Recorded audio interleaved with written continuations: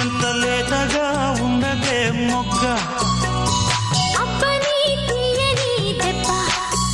ఎంత కమ్మగా ఉంది రోయప్ప వయ్యారాల వెల్లువా వాటేస్తుంటే వారెవా పురుషుల్లోన పుంగవా పులకింతుస్తే ఆగవా అబ్బని తీయని దెబ్బ ఎంత కమ్మగా ఉంది రోయప్ప అమ్మ నీనున్న నీ బుగ్గ